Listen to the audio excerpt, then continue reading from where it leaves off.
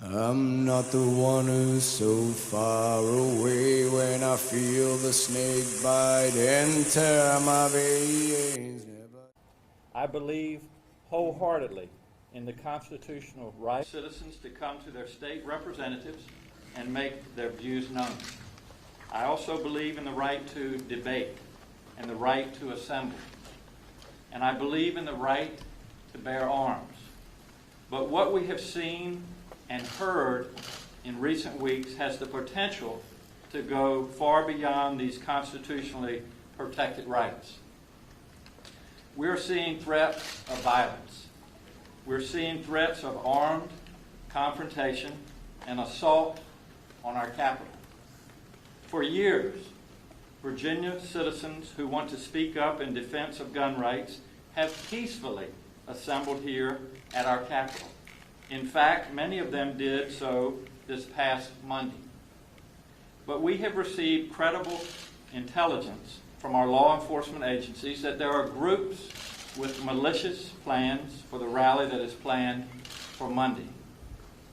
This includes out-of-state militia groups and hate groups planning to travel from across the country to disrupt our democratic process with acts of violence.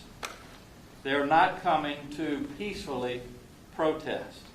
They are coming to intimidate and to cause harm.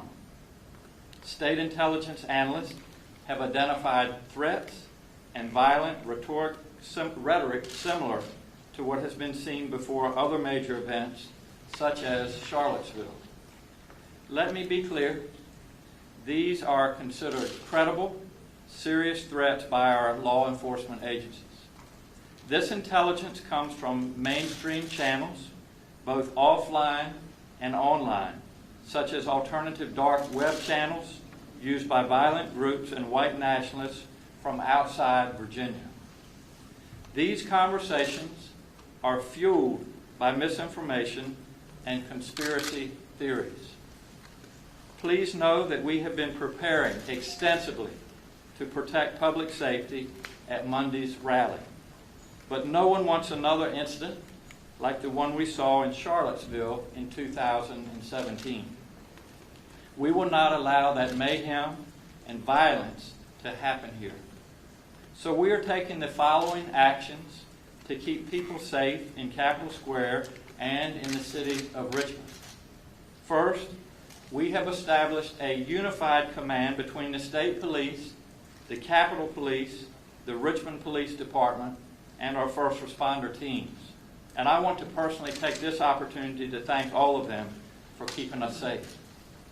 These agencies are working closely together to ensure seamless preparation and planning for this event. They have been briefing me and my team regularly, and I have full confidence in our public safety team. Second, we are asking non-essential personnel not to come to work on Monday. Monday is a holiday for state employees and many others, and that is good news. If you don't need to be in downtown Richmond on Monday, please consider staying home. And third, no weapons will be allowed on the Capitol grounds. This includes everything from sticks and bats to chains and projectiles. These rules are similar to long-standing rules in airplanes and courthouses. This list also includes firearms. It makes no sense to ban every other weapon but allow firearms when intelligence shows a threat of armed militia groups storming our Capitol.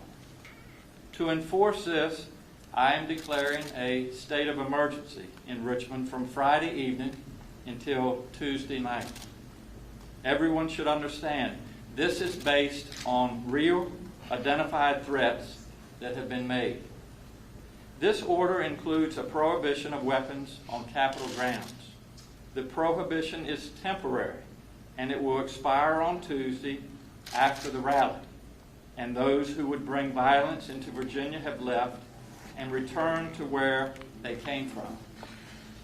I have made this decision in the interest of keeping the public safe as well as our law enforcement officers. I want to be clear, The organizers have been planning this rally for some time, and I respect their right to do so. I welcome them to their capital, the people's capital. I believe them when they say that they intend this to be a peaceful event where Virginia citizens express their beliefs to their elected representatives. That's what democracy is.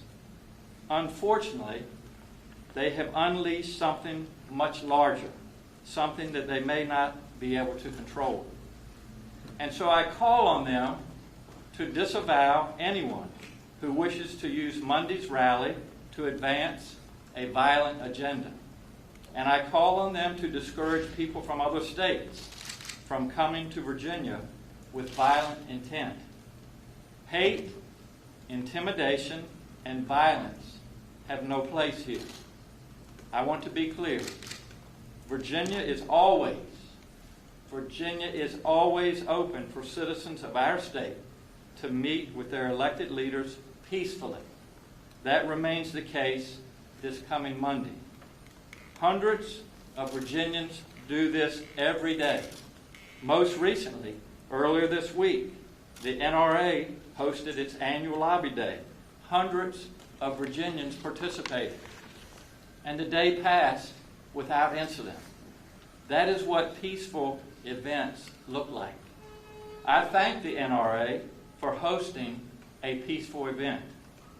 Now, I call on the Virginia Citizens Defense League and its members to follow the NRA's example and make your event a peaceful display too, as you have done in the past. Please do not dishonor Virginia or your cause. As we have planned our response to these events, I want to thank Richmond Mayor LeVar Stoney for his cooperation in working with us. While the Capitol is the seat of Virginia's government, it is also in the middle of a busy city. I know that Mayor Stoney also wants to keep our citizens safe from potential harm.